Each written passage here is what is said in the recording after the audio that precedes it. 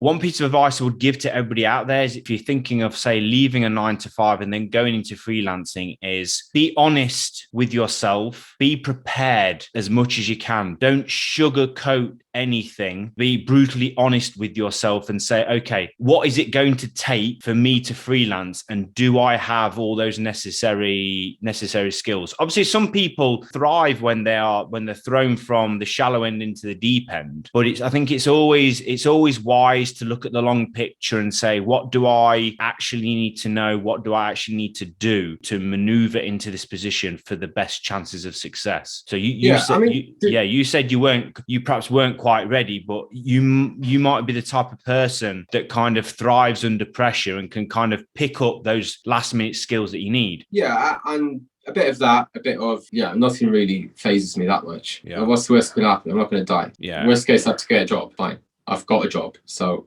I'm no worse off, am I? That was my view of how I looked at it overall. Don't get me wrong. I wasn't like, it wasn't a case that there was no stress in it, but I was able to look at it with relative calm and confident enough that I'd find a way to make it work. But there's certain things you can do to ease the stress.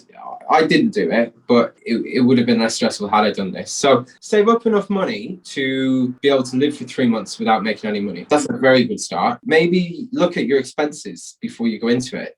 Are you renting a full apartment on your own, paying more rent perhaps than you need to? Well, why not move into a house share for a little bit? Or potentially, as I know we spoke of this a second ago, maybe move back with your parents for a couple of months if you want to. I wouldn't have done that, but if money is really what's scaring you, find ways to make it work. There's always a solution. There's always a way to spend less money. So between saving up enough money to live for a while and reducing your costs, bang, money's not a problem anymore. Get rid of that excuse. What's the next excuse? All right, instability. What happens if you don't have another client? Okay, how do you deal with that? Abundance. Build up a network of people who you can verify already hire freelancers. How do you do that? Well, number one, start connecting with lots of freelancers on LinkedIn.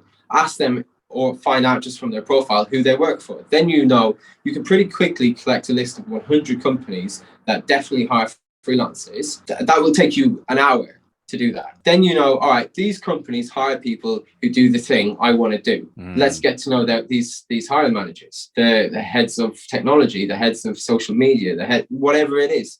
Get to know all of those. Build up a relationship with them. Show them some of your work. You don't even have to pitch yourself to them. Just say, hey, look, I want to be on your radar. This is some of my work. Do that with all of them. That will ease your concerns about getting more work massively. All right, so that's money's not an issue anymore if you do that. Continuation of work's not an issue anymore if you do that. What's your next issue? Maybe you're scared of taxes. All right, find an accountant. Just bite the bullet and pay someone 200 quid for a consultation. You won't even have to pay 200 quid, but something like that. Yeah. Ask them, how do freelancers set themselves up? How can I avoid being stressed about X, Y, and Z that's bothering me? Job done. What else is there? There's an answer to everything.